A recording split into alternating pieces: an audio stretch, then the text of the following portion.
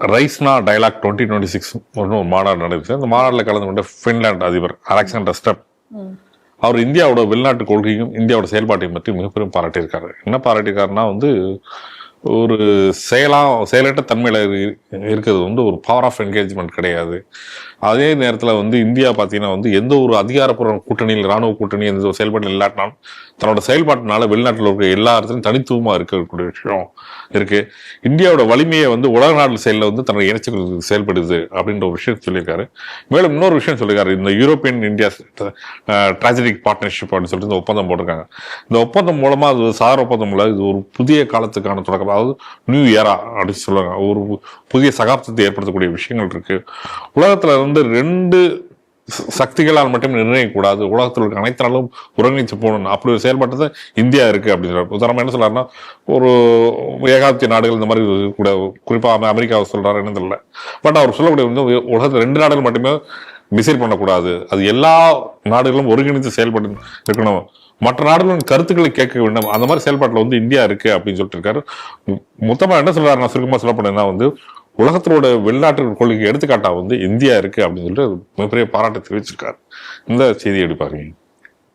இன்னைக்கு உலகம் கற்றுக்கொள்ள வேண்டும் இந்தியாவை பார்த்து, இந்தியாவினுடைய வழியில் நடக்க வேண்டும் அப்படின்னு சொல்லியிருக்கார். இன்னொன்று, ஏகாதிபத்திய நாடுகளை மறைமுகமாக அவர் ஒரு சாடியும் இருக்கிறாரு. அந்த வழிகளை எல்லாம் நம்ம போகக்கூடாது அப்படிங்கிறதே சொல்லாமல் அவர் அதை சொல்லியிருக்கார். இன்னும் சொல்ல போனா இன்னைக்கு ஐரோப்பியாவினுடைய அதனுடைய ஒரு சூழ்நிலையில இருந்து அவர் அதை சொல்கிறார் என்று புரிகிறது. என்ன பலம், ஏன் இந்தியாவை இந்த நாடுகள் எல்லாம் இன்னைக்கு மதிக்க தொடங்கியிருக்கின்றன அப்படின்னு பார்த்தா, எந்த நாடுகளையும் இந்தியா எதிரி நாடாகவும் கன்சிடர் பண்றதில்லை. எதிரி நாடாக பார்த்து எப்பயும் ஒரு மிலிட்ரி பவரை காமிச்சு கொண்டே இருக்கக்கூடிய ஒரு நிலையும் எடுப்பதில்லை. அதே நேரத்துல எந்த நாட்டிற்கும் அடிமையாக உங்களுடையதை நாங்கள் முழுமையாக ஏற்றுக்கொள்கிறோம் என்று எந்த நாட்டிற்குள்ளதையும் இவர்கள் அதையும் பண்ணுவதில்லை. எங்க நாட்டிற்கு தேவையானது எது, என் தேவைக்கு என்ன எது நன்மையானது. இப்ப அதுக்கு ஒரு உதாரணமா என்ன பார்க்கலாம்னா, ரஷ்யா கிட்ட இருந்து நீ எண்ணெயை வாங்கக்கூடாதுன்னு ட்ரம்ப் சொல்லிட்டே இருந்தார், நான் வரி போடுவேன் அப்படி இப்படின்னு எல்லாம் சொன்னார். என்ன வேணா பண்ணு, என் நாட்டுக்கு எது நல்லதோ அதை நாங்கள் செய்கிறோம். எங்களை விட அதிக அளவுல இங்கிலாந்து ஆயில் பர்ச்சேஸ் பண்றாங்க, நீ அவனெல்லாம் போய் கேட்கலாம, ஏன் எங்ககிட்ட வர்ற, இது என் நாட்டுக்கு நல்லது அதனால நான் இதை பண்றேன் அப்படின்னு சொல்லி அந்த ஸ்டாண்ட்ல கடைசி வரைக்கும் இருந்தார்கள். எடுத்த உடனே அந்த ஃப்ரீ ட்ரேட் ஆப்ஷனுக்கெல்லாம் போகவே இல்லை. அதே போல மற்ற நாடுகள், யூரோப் மற்ற நாடுகள் எல்லாம் ஃப்ரீ ட்ரேடுக்கு வரவுமே, அதே நேரத்துல இதனுடைய பலவீனத்தை சமாளிக்க மற்ற எல்லா நாடுகளிடம் ஒரு ஒப்பந்தம் போட்டுக்கொண்டே வரவும் அமெரிக்கா தானாக வந்தது. நீ நம்ம பார்க்குறோம். இப்ப கூட பாருங்க, இன்னைக்கு ஒரு போர் சூழல், ஈரானுடைய பிரச்சனைனால இன்னைக்கு போர் சூழல்ல என்ன பிரச்சனை வந்திருக்கு அப்படின்னு சொன்னா, நமக்கு எண்ணெய் தட்டுப்பாடு வருமா, கச்சா எண்ணெய் தட்டுப்பாடு அப்படின்ற மிகப்பெரிய அளவுல இன்னைக்கு எல்லா நாடுகளுமே பயந்து கொண்டிருக்கிறது. இல்ல கச்சா எண்ணெயினுடைய விலை கடுமையாக உயரும் என்ற கூடிய ஒரு சூழ்நிலையில நம்ம இவ்வளவு பெரிய ஜனநாயக நாடுல எப்படி அதை சமாளிக்க போகிறோம் என்ற கேள்விகள் எழுந்துட்டு இருக்கிற நேரத்துல, இன்னைக்கு பிரதமர் மோடி தேவையான மாதிரி அமெரிக்காவிடம் பேசியதனுடைய விளைவாக ஒரே நாட்டுல அவர் 48 மணி நேரத்துல 8 நாடுகளோட பேசிட்டார். அங்குள்ள இந்தியர்களை பாதுகாக்க எல்லா விஷயங்களும் அது பேசியிருந்தார். இன்னைக்கு அமெரிக்கா 30 நாட்களுக்கு நீ ரஷ்யா கிட்ட என்ன வாங்குறத பத்தி ஒன்றும் பிரச்சனை இல்லை அப்படின்னு சொல்லிடுச்சு. அமெரிக்காவோட ஒப்பந்தத்துக்கு போனனால ரஷ்யா இடத்துல எண்ணெய் வாங்க முடியாத சூழ்நிலை ஏற்பட்ட போது கூட ரஷ்யா இப்ப கோச்சிட்டு போல, நீங்க நல்லா பார்க்கணும், நீ அவன்கிட்ட போயிட்ட, என்கிட்ட நீ திரும்பலாம் வராது, இப்போ உனக்கு அவசரம் தேவைன்னு என்கிட்ட வரியான்னு ரஷ்யா கேட்கல, நான் எப்ப வேணா தருகிறேன் அப்படின்னு சொல்லிட்டு, இந்தியாவை எங்களுக்கு எப்பவுமே நட்பு நாடு, நாங்கள் எப்பவுமே இந்தியாவுக்கு உதவி செய்வோம்னு சொல்லிட்டு என்னுடைய நண்பர், நாங்கள் எப்பயுமே தயாராக இருக்கிறோம். இப்போ இந்த 30 நாளைக்கு நீங்கள் ட்ரம்ப்பும் இந்த 30 நாளைக்கு நான் உங்களுக்கு இதுக்கு நாங்கள் வைப் பண்ணுறோம், டாரிஃப் போட மாட்டோம் அப்படின்னு இன்னைக்கு சொல்லியிருக்காங்க. அப்போ இந்த கச்சா எண்ணெய் பிரச்சனை இன்னைக்கு இந்தியா வெகு சுலபமாக இன்னைக்கு கையாண்டு, வெகு சுலபமாக ஆல்ரெடி 25 நாளைக்கு நமக்கு ஸ்டாக் இருக்கு அப்படின்னு சொன்னாலும் கூட இன்னைக்கு அதை வெகு சுலபமாகவே இன்னைக்கு கையாண்டு விட்டு அப்படி போயிட்டாங்க. அப்படியே இதெல்லாம் தான் இன்னைக்கு அவர் பார்த்து ஆச்சரியப்படுறாரு. அவரு இன்னும் சொல்றாரு, நான் இந்தியாவினுடைய இந்த பொருளாதார வளர்ச்சி நான் அப்படி பிரமித்து பார்க்கிறேன்,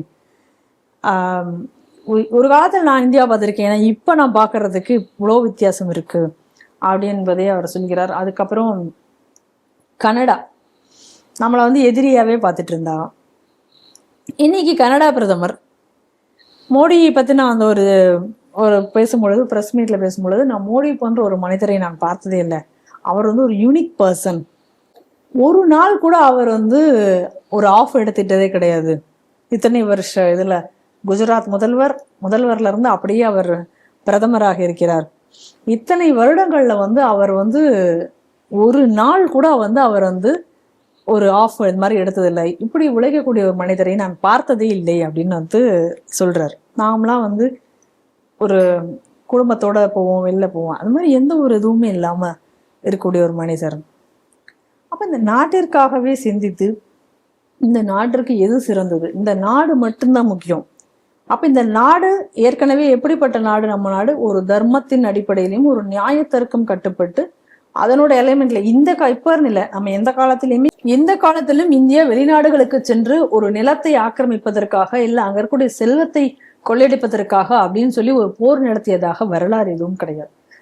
அதே பாணியில இன்றைக்கும் கூட அவர் நேஷன் ஃபர்ஸ்ட், என் நாட்டுக்கு என்ன தேவையோ அதை நான் செய்வேன், அதை வந்து அதற்கானதே முதல்ல செய்வேன்.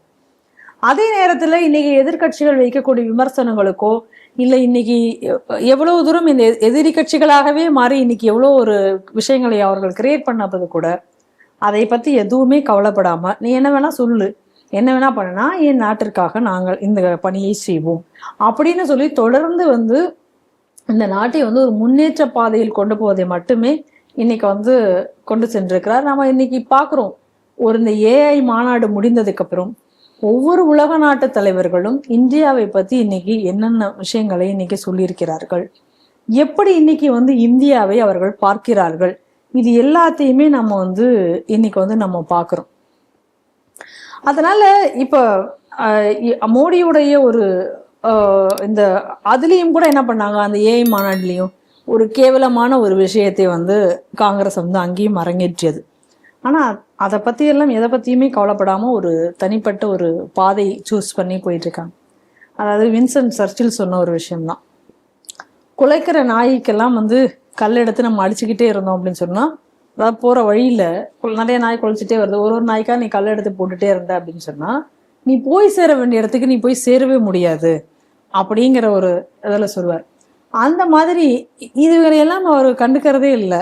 இன்னைக்கு கூட பாருங்க, இன்னைக்கு இவ்வளோ நல்ல விஷயங்கள் நடந்திருக்கு, ஆனால் அதெல்லாம் விட்டுட்டு நம்ம வீட்டு வாசலிலேயே வந்து போர் வந்து விட்டது அப்படின்னு சொல்லிட்டு ஒன்று பேசியிருக்கார் சம்மந்தமே இல்லாமல். அப்போ இது எப்படி வந்து ஒரு தலைவர், எதிர்கட்சி தலைவர் இருக்காருன்னு பாருங்க. அது இது மாதிரியான விஷயங்கள் பலது நடந்தும் அவர் எதையும் கண்டுக்கிறதில்ல, அவர் பாட்டில் அவர் வேலைகளை. இதை தான் நம்ம இந்த இடத்துல நல்லா பார்க்கணும். இப்போ நம்மளால வந்து இப்போ ஈரான் கிட்டையும் பேச முடியுது, இஸ்ரேல் கிட்டையும் பேச முடியுது.